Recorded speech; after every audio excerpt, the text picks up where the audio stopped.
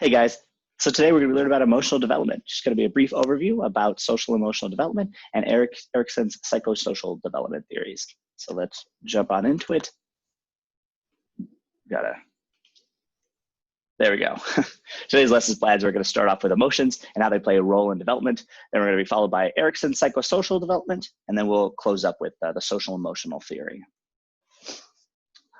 So to start, emotions have been directly linked to a child's intelligence, not only learning in the classroom, but also just building and maintaining relationships throughout their life. So it's incredibly important that we understand emotions and how they affect children and what that means for their success in the future. It's also really important that we take all of these emotions through the cultural lens. It's depending on cultural background and how somebody was raised, they may express themselves and express emotions differently and interpret emotions differently. So we just need to make sure that we're aware of that and be mindful of it. So just take some time and to think about how a child's emotions could affect their learning abilities, both negatively and positively. And just think about that as we go through this presentation.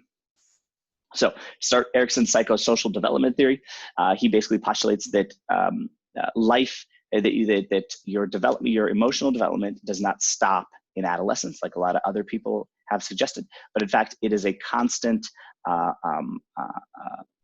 development throughout your entire life. Basically, you are going to be confronted with conflicts and with crisis throughout your life, and how you deal with those is going to ultimately decide how you develop into a person and how you are developing into a more individual self. So this is going to be a nice graphic that actually shows some of the stages which you go through. So there's 8 different stages, and the exact ages is not necessarily important. What is important is the kind of time in your life. So we start off in the very young age of infancy. We start learning about trust versus mistrust, and learning about hope as we gain more trust in the world.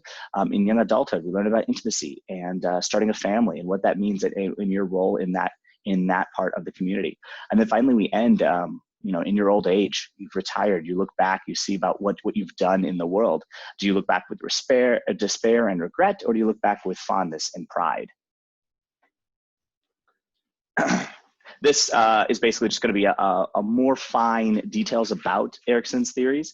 Erikson's stages. It's very we're not going to be able to get into all of the details here. What's important to take away from it is that we are, Erikson suggests that we are constantly reassessing and reaffirming our position and our worldview. And it's important that we understand that as an adult, we play a role in shaping other people's views as well.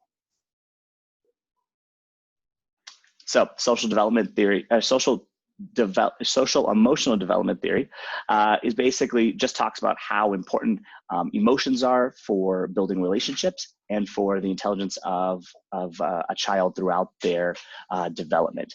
Basically, the management implementation to build relationships through a strong social emotional development. So this all starts with what kind of interactions individuals have. The first interactions that a child has are going to be with adults. Hopefully, they're consistent role models that show the child how to act. What's important is that these are both familiar adults, those are parents or the people are caretakers, and they're also unfamiliar adults, because those are definitely 2 different interactions, and starting young to be able to understand how what's appropriate interaction with those different roles. What's also important is that these are strong bonds now, because that'll set up that student-teacher interaction relationship, which will, that they will experience later once they enter into the classrooms. And following this, they start interacting with peers. This is when students and with young people interact with each other socially, playing games, building things together, talking to each other, whatever. All of those are going to build socializing abilities, like being able to communicate effectively, being able to negotiate, conflict resolution, getting a better sense of empathy. All of those things are really important in the long run, not only to the learning environment, but also just into building relationships throughout an individual's lifetime.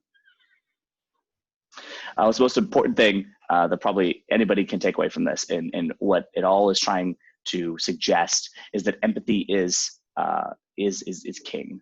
right? So here's a quote from Alfred Adler. Empathy is seeing with the eyes of another, listening with the ears of another, and feeling with the hearts of another. And I think that that says, and that rings true for what these theories are trying to suggest. That it is all about trying to be able to put yourself in other people's shoes so that you can communicate more effectively, and that you can listen and comprehend more effectively. So recognition and efficacy, that's the ability to know that you have a place in the world. This is the starting of having an individual self, and having preferences. This is the fact that you like cheese on your pizza, or you don't want to, you don't like long walks because it's not your thing. This is when you start having a sense of self, and you start having a true individual identity, and the world isn't just happening to you, that you actually are an active participant, not a passive, you don't have a passive role, you have an active role in creating and engaging in the environment around you. You don't just smack your hands on things, you start actually playing music. So as we have these emotions, what's really important is being able to express them effectively. That's going to be with your inflection and your tone and body language. These are all very important, not only as an adult to a child or as peer to peer, so that they can effectively pick up on what you're trying to communicate, but it's also important for you to make sure that you want to get your point across. Being able to have a tone and body language working together is really important, and that all starts from a young age, and being able to having positive reinforcement from your educators and from your home life, wherever that may be.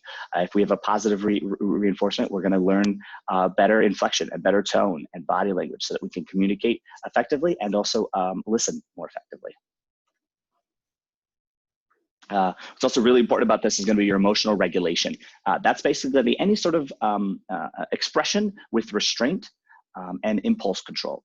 So what's really important is actually what's really cool about the school system today is that very subtly it trains students in emotional regulation and impulse control.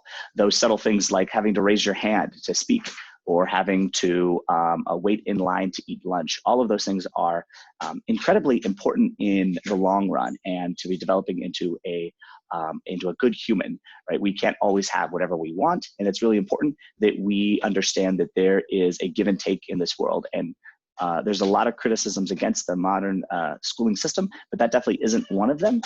It definitely instills a very progressive view about trying to regulate a individual's emotions or actions as well. And again, we want to make sure that we're viewing this through a cultural lens. Definitely each cultures are going to emote differently, so regulating them to one objective standard doesn't always work. So ultimately, this comes down to social understanding. The goal of all this is so that we can understand the intricacies and methods of effective communication, and a student is then able to take those understandings and be able to communicate more effectively and understand the world around them and their environment more easily. Excuse me. It's really important to learning. If you're able to have to understand the nuances of speech and nuances of communication, you're going to pick up on information better. You're going to retain information better. And it's going to be, in the long run, much more beneficial to a child's learning capabilities. It's really important as an adult, when you communicate with your kids, to just be frank and being, communicate with them very maturely. We don't need to patronize them or speak down to them. Again, we want to be positive, and we want to be communicating with a sense of purpose, and just so that they can learn from your example. Let's see here. Finally, just a couple of things we don't want to forget. Children understand a lot more things than they're given credit for, and young people in general, they're incredibly intelligent and have a different perspective on the world. And so we want to just make sure that as educators that we are promoting that emotional intelligence as much as possible, and giving them a positive, safe space to be able to discover who they are emotionally and individually. Also, children need to identify that sense of self. They need to understand that they are an individual that has a stake in the world around them, and that they have an active role in shaping their community and their environment. And that's why it's really important that when we're teaching, we do the same thing. We make the student feel like an actual participant, not just somebody who's sitting in a classroom taking notes. So regardless of wherever you end up in the world, you will still need to have relationships and social interactions. So social literacy is a vital part to becoming any sort of member of society.